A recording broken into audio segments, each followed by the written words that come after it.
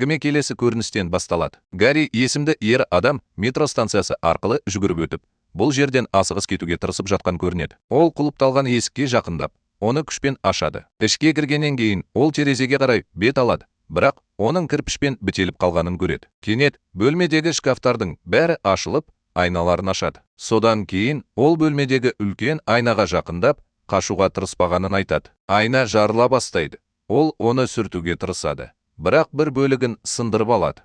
Ол кешірім сұрап, сынықты алу үшін еңкейеді. Алайда оның шағылысы қозғалыссыз қалады. Ер адам қолындағы сыныққа қарайды, ал айнадағы шағылысу оны өлтіру үшін пайдаланады. Содан кейін көрініс әдеттегі күні оянған Бенге ауысады. Содан кейін жуынатын бөлмеде Бен айнадағы шағылысына қарап, суда еріген ұнтақталған таблетканы жұтып қояды. Ол әпкесі Анджеламен қоштасып, бәрі жақсы болатынына сендірді. Бірнеше минуттан кейін ол қараусыз қалған ғимаратқа қарай бет алады.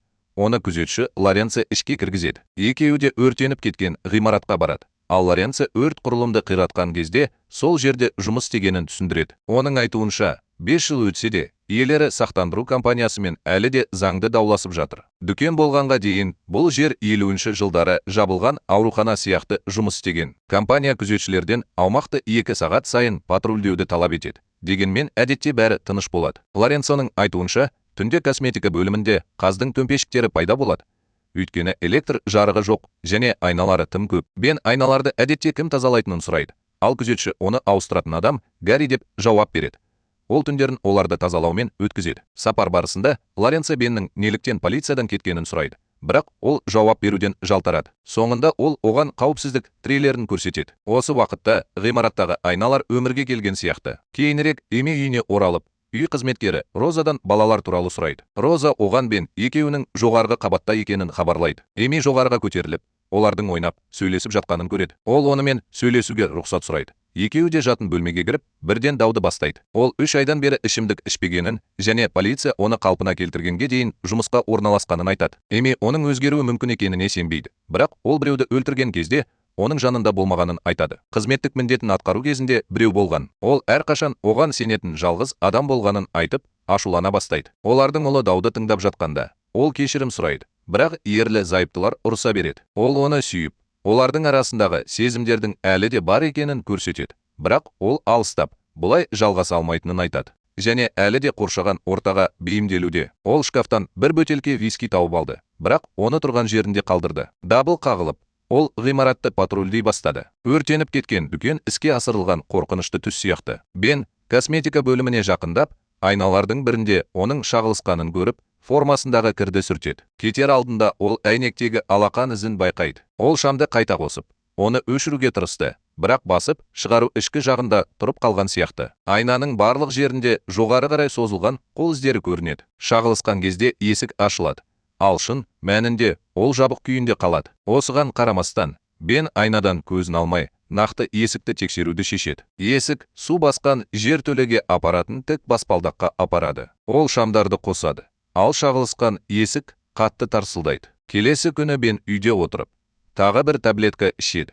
Анджела келіп, оны тоқтатуды өтінгенде, ол алаңдаушылық танытады. Оған Бен бұл жұмысты ұнатпаса да, оған Эми мен балаларын асырау үшін қажет деп жауап береді. Ол әпкесінің диванында ұйықтағысы келмейді. Анджела оған күндіз жұмыс іздеуге кеңес береді. Бен тағы да айнаға қарап, беті еріп бара жатқандай сезінеді. Анджела қайтып келіп, оны жалғыз қалдыруын өтінеді. Артына қайта қараса, бәрі қалыпты болып көрінеді. Бен есінен танып бара жатқандай сезіне бастады. Кейінірек кезекті патрульдеу кезінде, оның артында біреу тұрғандай сезінгенде, ол күйіп кеткен манекендер мен айнаға толы қабырғаларды көреді. Ол басқа айнаға қарап, алақанын белгіге қояды. Сол кезде әйнек сынып, оны жарақаттайды. Ол қайтадан қараған кезде айна бүтін болып қалады. Кенет оның артында жалынға оранған әйел пайда болып, жоғалып кетеді. Бұрылып қараса, ол өзінің шағылысына қайта қарап, жанып жатқан адамдарды көреді.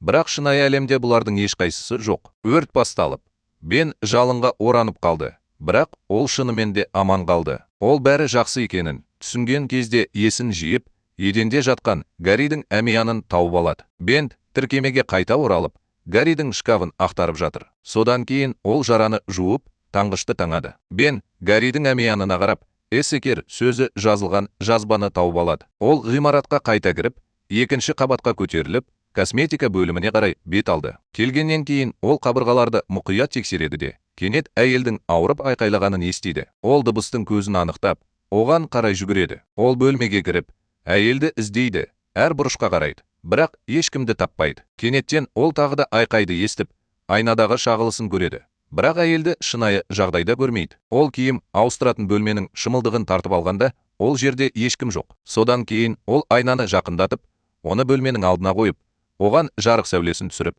әйелді қайтадан көреді. Жалынға оранған әйел тек шағылысқанда ғана көрінеді. Осы уақытта үйде оның ұлы Майкл айқайлап оянады. Эми оны тыныштандыруға барғанда, айнадағы әйелдің айғайлап жатқанын айтады. Эми бұл жай ғана қорқынышты түс болғанын айтып, есікті ашық қалдырып, бөлмеден шығып кетеді. Ол жатып қалады. Ал теледидарды өшіргенде, әйел экранда және Майклдың айнасында қайта пайда болады. Біреуді жіберетінін айтады. Эми жұмыста Бенмен кездесуге вестибюльге шақырылған кезде мәйітті тексеруге көмектеседі. Ол одан Гарридің денесін көрсетуін сұрайды. Өйткені ол оның қалай өлгенін білу керек. Бен оған болғанның бәрін айтып береді және оны оған көмектесуге көндіреді. Олар тоңазытқыш камерасына кіреді. Ал патолог оларға Гарридің өз-өзіне қол жұмсағанын хабарлайды. Дегенмен, полиция әлі де тергеуде. Дәрігер қылмыс жасау үшін айна сынығын қолданғанын түсіндіреді. Бен денеге қарап, оның қатты дірілдеп тұрғанын көреді. Ол сондай-ақ оған іс материалдарын беруін сұрайды және Эмиді оған көмектесуге көндіреді. Ол қылмыс орнындағы фотосуреттерді талдап, Эмиге шағылысқан кезде қанға боялған қарудың бейнесін көрсетеді. Ал нақты қаруда ешқандай із жоқ. Бен айналар шындықтан басқа нәрсені көрсетеді деп күдіктене бастайды. Бұл адамдарды өздері қаламайтын нәрселерді жасауға мәжбүр етеді. Эми одан полицияға қайта оралғысы келсе, олай сөйлемеуін сұрайды. Ол заттарды көретінін және олардың оған көрсетіп жатқанын сезетінін айтады. Эми ішуді тоқтату үшін қандай дәрі ішіп жатқанын сұрайды. Бен оған дәрі-дәрмекті көрсетеді. Ол оның көптеген жанама әсерлері бар екенін ескертеді. Ол оны мазалағаны үшін кешірім сұрайды және оған көмектесуге тырысқаны үшін алғыс айтады. Кейінірек Анджела ваннаға түсуге дайындалады. Ол халатын шешіп, ваннаға барады. Ал оның көрінісі айнада қалады. Ол суға түскенде, шағылысу оның бетін екіге бөле бастайды. Бұл шын мәнінде бірдей әсер етеді. Анджела ваннада өліп жатыр. Полиция тергеуге келді. Детектив жуынатын бөлмеге кіріп, ваннадағы суды ағызып, бетін ашып, зақымдануды тексереді. Бен пәтерге келеді.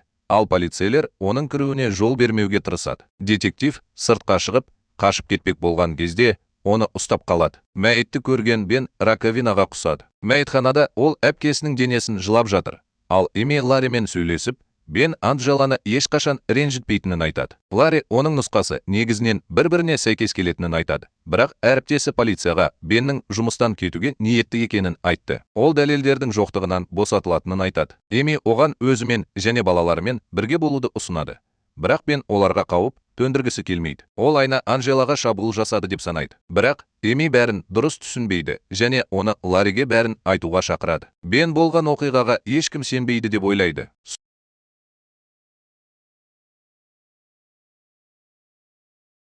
Ready to start your journey? Play Pokemon Departure on X7 Game. Catch and train Pokemon, build your team, and battle trainers on your adventure. Download on X7 Game for exclusive rewards and bonus gift packs.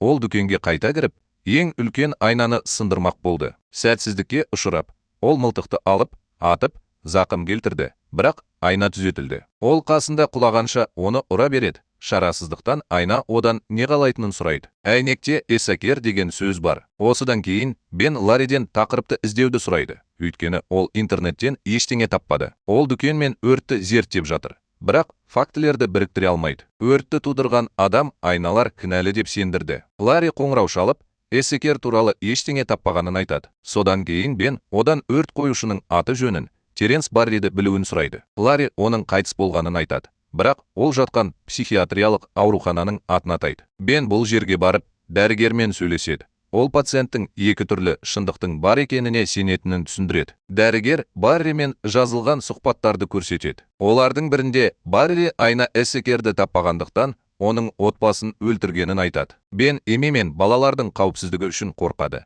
Сондықтан ол үйге кіріп, барлық айналарды тазалап, Роза мен балаларды қорқытады. Қызының бөлмесінен айнаны алып тастай алмаған соң, оны бояуға бел буды. Эми Розаның қоңырауынан кейін келеді және жағдайды көргенде ашуланады. Ол оның кетуін талап етеді. Бен айнаны жапқаннан кейін кетемін деп жауап береді. Эми не болып жатқанын түсінбейді. Оның айтуынша, Майкл ол үшін бір түрлі әрекет етеді. Бен оны сыртқа шығарып, құбылысты көрсетуге тырысады. Бірақ ол айнаға оқ атқанда, ол қалпына келмейді. Балалар қорқып, терезеден не болып жатқанын бақылап отыр. Эми одан мылтығын алып, ішке кіруін өтінеді. Бірақ ол көлігімен кетіп қалады. Сапар барысында ол тыныштала алмайды. Және артқы көрініс айнасында Анджеланы көргенде апатқа ұшырай жаздады. Ол күрт бұрылып, көліктің айнасын сындырады. Бен дүкенге оралып, жауап іздеп жертөлені кезіп жүр. Ол бұрын сол жерде жұмыс істеген аурухананың психиатриялық бөлімшесінің ескі белгісін тауып,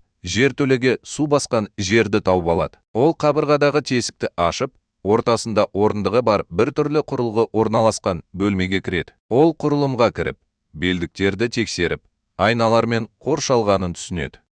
Ол оған оқ атқанша, оның шағылысына қарай береді. Кейінірек ол Лариге қайта қоңырау шалып, науқастар мен аурухана қызметкерлері туралы жазбаларды іздеуді сұрайды. Ол одан Эссекер есімді біреуді іздеуді сұрайды. Әңгімені аяқтамас бұрын, Ларри одан абай болуын сұрайды. Олар сол күні кешке кездесіп қалады. Ал Ларри Анна Эссекерге тапқан медициналық картасын береді. Бұл файлдар заттай дәлелдемелер қоймасында сақталған. Себебі олар ескі, ашылмаған іске қатысты. Қыз ауруханаға түскенде небәрі 12 жаста еді. Ол сол түні өз өмірін қиған басқа науқастармен бірге қайтыс болды. Осыдан кейін аурухана жабылды. Бас дәрігер қамауға алынды. Бірақ келесі күні ол камерасынан айна сынығымен өз өмірін қиды. Бен үйіне оралып, Эссекердің файлдарын талдай бастайды. Ол ауруханадағы барлық суреттерде оның суреті бұлыңғыр болып көрінетінін байқады. Анна ауруханаға шизофрения диагнозымен түсті.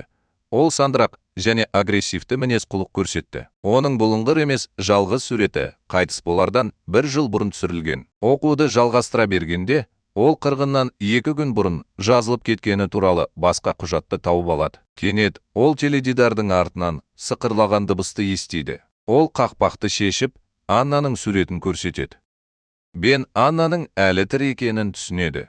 Осы уақытта оның қызы Эми үйге әкелген айна алдында тістерін тазалап жатыр. Майкл айна алдында отырып жатын бөлмесінде біреумен сөйлесіп жатыр. Ол орнынан тұрады. Бірақ Эми баланың айнадағы бейнесі әйнекте қалғанын байқайды. Бала кетіп бара жатқанда, ол оның қасына барып, оған күлімсіреген шағылысты көреді. Эми бірден Бенге қоңырау шалып, үйге қайтуын өтінеді. Өйткені ол куә болған нәрседен қатты қорқады. Енді ол оған сенеді. Бұл екеуі айнадан терезеге, теледидарға дейін үйдегі барлық шағылыстыратын беттерді жаба бастайды. Олар біткен соң, Бен балаларымен қоштасады. Содан кейін оған бұрын сенбегеніне өкінетін Эмимен қоштасады. Бен Аннаны іздеу үшін Пенсильванияға барады. Ол қара жолмен келе жатып, пошта жәшігінде оның атын көреді. Үйге жеткенде, ол оны суретінен таниды. Ол есікті қағып, жауап алмаған соң, ит қорқып кеткенде терезеге жақындайды. Бала шығып, оған не керек екенін сұрайды. Ал Бен Анна Эссекерді іздеп жүргенін айтады. Бала анасына қоңырау шалады. Ол үйден шығып, тінту себебін сұрайды. Бен шизофрения туралы мақала жазып жатырмын деп өтірік айтады. Ол балаға атасына біреудің әпкесі туралы сұрап жатқанын хабарлауын айтады. Қарт адам Бенді жертөлеге апарады. Олар оны әдетте ұстайтын жерде, өйткені оның ұстамасы тым көп болды. Оның айтуынша, олар округтың түкпір-түкпірінен діни қызметкерлерді, емшілерді және дәрігерлерді шақырған, бірақ оған ешкім көмектесе алмаған. Бен бұл жердің жағдайын бақылап отыр. Ал ағасы олардың өтінішіне доктор Мартин ғана жауап бергенін түсіндіреді. Көмек сұраңыз. Ол жын-перілердің иелігіне сенбеді және оны емдей аламын деп ойлады. Бен ауруханадан кейін қайда кеткенін сұрағанда, ер адам оның сол жерде қайтыс болғанына сенеді. Бен оның ертерек шығарылғанын білетінін және оның біраз уақыт отбасымен бірге болғанын білетінін айтады. Ол кетіп қалды, өйткені ол сауығып кеткен сияқты.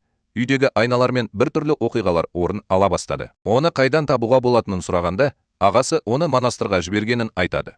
Онда айналарға тыйым салынған, сондықтан олар оған жете алмайды. Бен монастырға келіп, Аннамен сөйлесуге рұқсат сұрайды. Ол жаққа барғанын түсіндіреді. Өйткені аурухананың айналары оны іздеп жатқан сияқты. Ол отбасын сақтап қалу үшін көмек сұрайды. Анна айналар адамдар әлеміне терезе ретінде қызмет етеді деп мәлімдейді. Оны тапқысы келетіні, олардың ішінде қамауда қалатын нәрсе. Доктор Мартиннің терапиясы пациенттерді шизофрениядан емде алатынына сеніп, бірнеше күн бойы айнаға толы бөлмеде ұстау болды. Алайда ол қателесті. Анна емделмеді.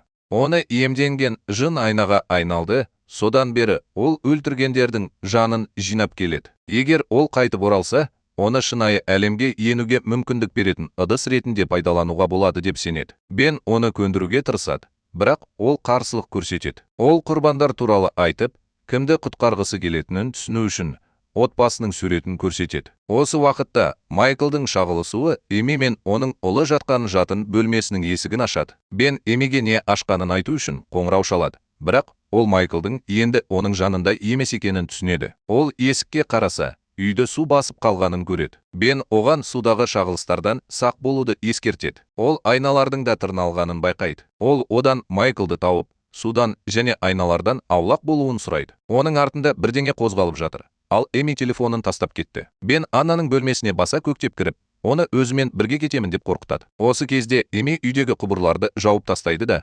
жуынатын бөлмеге кіргенде айнадағы Майклдың көрінісін көреді. Кенет оны суға итеріп жіберіп, суға бата бастайды. Қызы анасының оны шақырған дауысын естіп, бөлмеге кіреді. Ішке кіргенде ол анасын және оның артындағы шағылысты көреді. Рефлексия оны ұстап алып, нағыз Эми пайда болып, қызын айнадан сүйреп апарғанша оны ренжіте бастайды. Рефлексия оның қашып үлгергеніне қатты жауап береді. Эми қызды шкафқа тығып, ешбір жағдайда сыртқа шықпауды бұйырады. Үйді су басып жатыр.